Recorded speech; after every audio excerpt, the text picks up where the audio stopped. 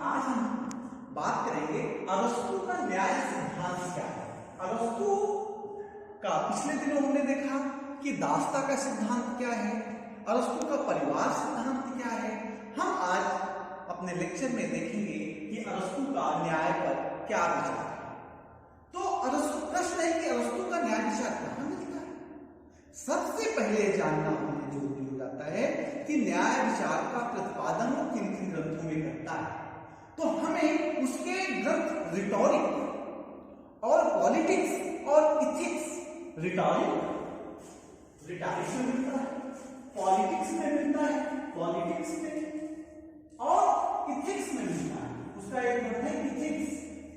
इन तीन ग्रंथों में अरस्तु के न्याय सिद्धांत का दर्शन हमें होता है।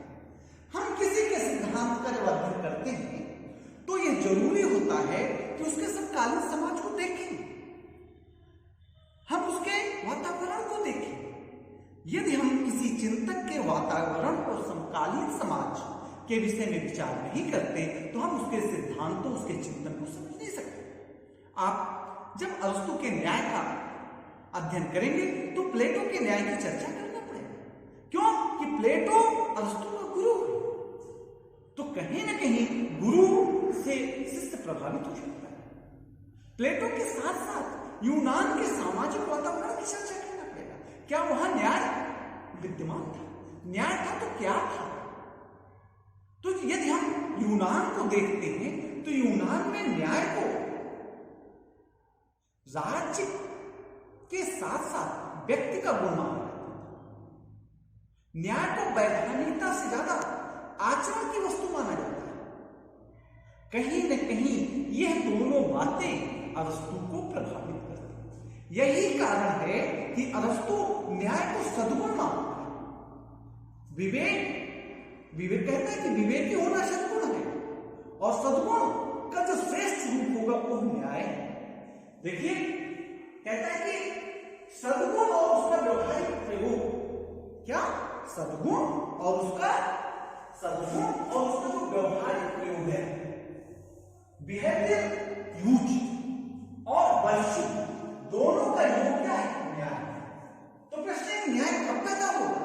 तो कहता है कि जब सद्गुण का, वर्च्यू का विवेकपूर्ण आचरण होगा। कैसा होगा? विवेकपूर्ण आचरण होगा तब न्याय पैदा होगा। एक प्रकार से वो कहता है कि विवेकी होना सद्गुण है। क्या होना? विवेकी होना सद्गुण है और सद्गुण का विवेकपूर्ण प्रयोग, सद्गुण का विवेकपूर्ण प्रयोग न्याय। एक प्रकार से वो कहता है कि नेक कार्य का, जो आप भलाई का काम करते हैं, इसका व्यवहारिक प्रयोग या व्यवहारिक रूप, नेक कार्य का व्यवहारिक प्रकटीकरण ही न्याय। अरस्तु के शब्दों में सद्गुण का जो श्रेष्ठ रूप है वो न्याय है। यही कारण है कि अरस्तु का न्याय आज के आधुनिक न्याय से व्यापक है, क्योंकि आधुनिक न्याय तो वैधानिक न्याय है, लेकिन अरस्तु का न्याय वैधानिक होने के साथ साथ नैतिक न्याय है। इसीलिए बार्कर कहता है, बार्कर एक बड़ा कमेंटेटर है, कहता है कि अरस्तु का न्याय जो है वैधानिक न्याय होने के साथ साथ नैतिक न्याय है। और नैतिकता में क्या है? साधुता का समावेश है। साधुता में मतलब क्या है?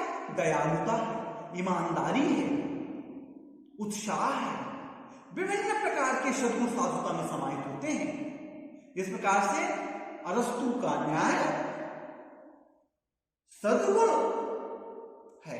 और कैसा सद्गुण? साधुता का सद्गुण है। अब हम यदि अरस्तु के न्याय की चर्चा करें तो अरस्तु का न्याय दो प्रकार का है। एक सामान्य न्याय है और दूसरा विशिष्ट न्याय है। अरस्तु के कितने न्याय हैं? दो प्रकार के न्याय। कहते हैं सामान्य न्याय है और विशिष्ट न्याय है। जब हम कहते हैं सामान्य न्याय क्या है? जब हम पड़ोसी के साथ भलाई का काम करते हैं, जब हम पड़ोसी की मदद करते हैं, आपस में एक दूसरे का साथ सहयोग करते हैं, तो क्या है? ये भलाई का काम। हम किसी को कष्ट से उबारते हैं, सुख दुख में शामिल होते हैं, उसकी विपत्ति में सहारा बनते हैं, तो किस प्रकार का न्याय है? सामान्य न्याय। कहता नैतिक गुण और अच्छाई के समस्त कार्य, सदाचार, ईमानदारी जैसे नैतिक गुण और अच्छाई के कार्य यानी सहयोग की भावना दोनों का समावेश है। इस प्रकार कहता है कि सभी सद्गुण और समस्त साधुता, क्या सभी सद्गुण और समस्त साधुता क्या है? न्याय है। कैसा न्याय है? सामान्य न्याय। तो हमने आपसे बात किया कि अरस्तु का न्याय क्या है। न्याय को कहता है कि विवेकपूर्ण, विवेकी होना सद्गुण है और सद्गुणों का विवेकपूर्ण व्यवहार न्याय है। न्याय को दो भागों में बांटता है, पहला सामान्य न्याय और दूसरा विशिष्ट न्याय। सामान्य न्याय को कहता है कि पड़ोसी के प्रति भलाई की जो भावना है ये सामान्य न्याय है। कहता है कि नैतिक गुणों के साथ साथ समस्त साधुता के गुणों का समावेश जब किया जाता है तो क्या बनता है? सामान्य न्याय बनता है। सामान्य न्याय में नैतिक गुणों के साथ साथ अच्छाई के कार्य भी समाहित होते। तो अब प्रश्न उठता है कि विशिष्ट न्याय क्या है?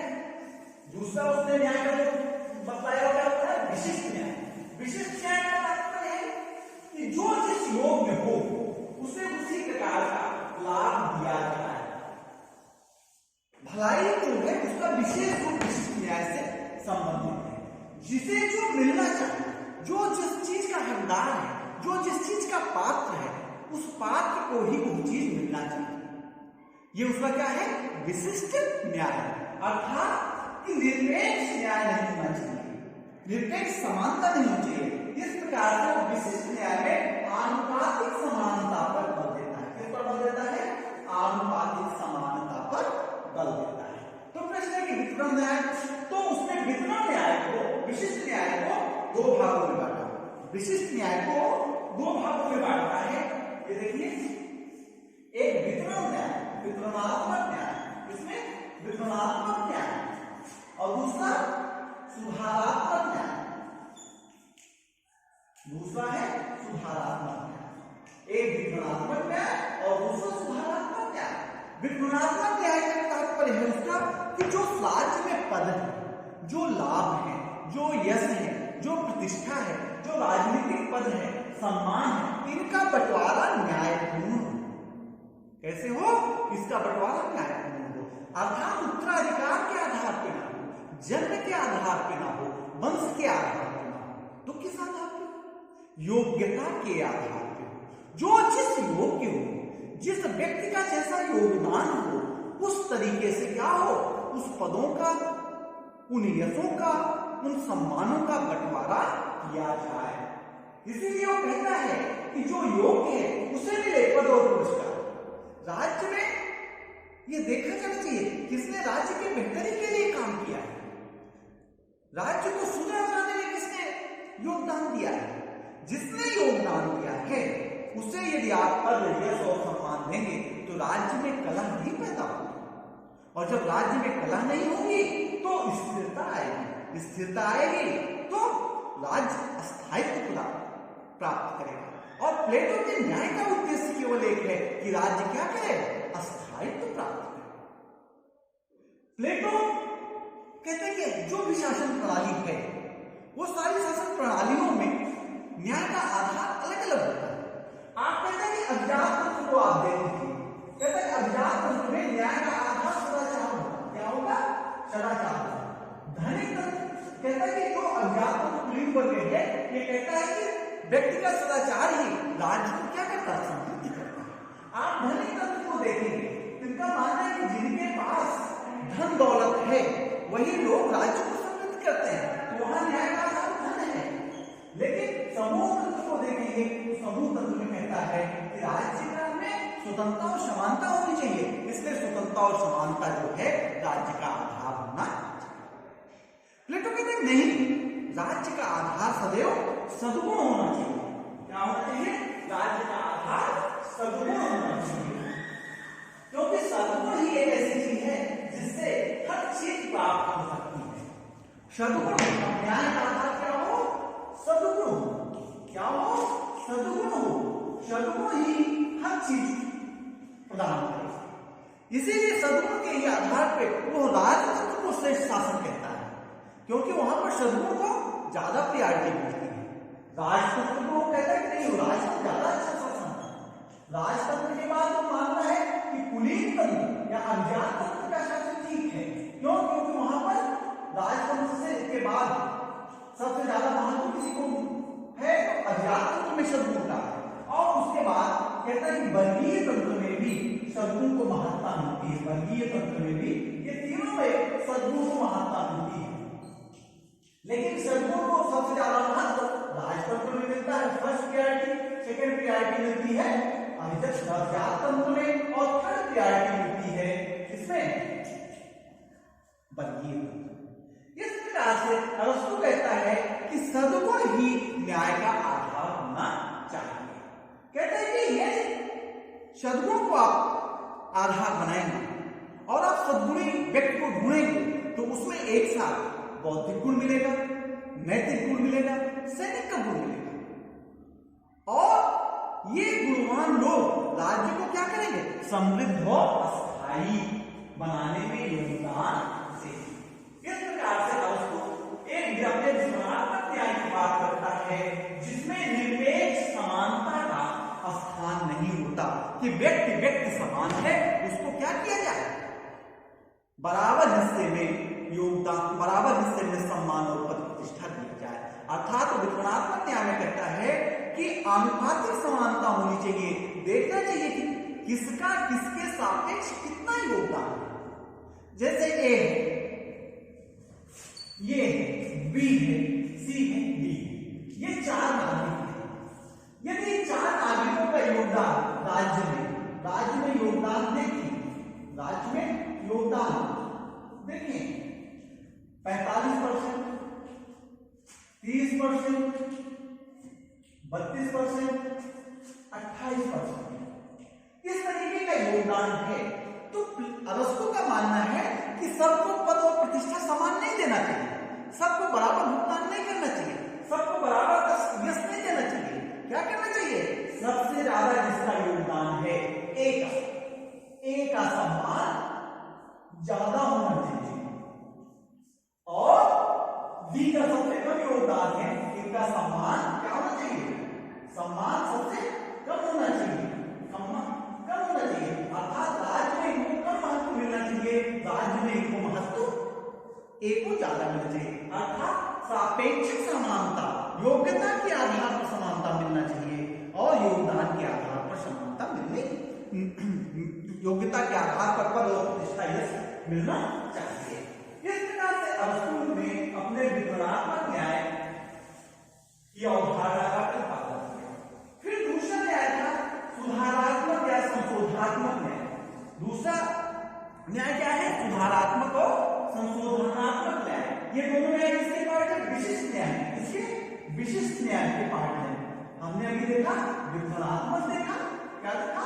वितरणात्मक, जिसमें उत्तराधिकार का स्थान नहीं है, उत्तराधिकार को स्थान नहीं है, यह नहीं है। दूसरा क्या? निरपेक्ष समानता का स्थान नहीं है, निरपेक्ष समानता का स्थान नहीं है। और तीसरा क्या? योग्यता को महत्ता है, योग्यता की महत्ता है, सापेक्षिक समानता की बात है, सापेक्षिक समानता की बात है। ये अरस्तु का वितरणात्मक न्याय है। और दूसरा अरस्तु का न्याय है संशोधनात्मक या सुधारात्मक न्याय। संशोधनात्मक या इसी विशिष्ट न्याय का दूसरा पार्ट है संशोधनात्मक, रिफॉर्मेटिव, संशोधनात्मक या सुधारात्मक न्याय। क्या न्याय है? सुधारात्मक। आप देखिए शब्द से स्पष्ट है, संशोधनात्मक या सुधारात्मक। सुधारेगा, ऐसा न्याय जो सुधारे, अर्थात व्यक्ति के दोषों को दूर करे। आज के आधुनिक न्याय से जुड़ा हुआ हम देख सकते हैं। इसमें क्या होता है? नागरिक और नागरिक के व्यवहार का विनिमय होता है कि एक नागरिक दूसरे नागरिक के साथ कैसा व्यवहार कर रहा है, उस व्यवहार में कहीं दोष तो नहीं उत्पन्न हो रहे हैं। यदि दोष उत्पन्न हो रहे हैं तो उन दोषों को दूर करने का प्रयास संशोधनात्मक या न्याय से किया जाता है। अर्थात यह क्या है? एक नकारात्मक न्याय है। क्या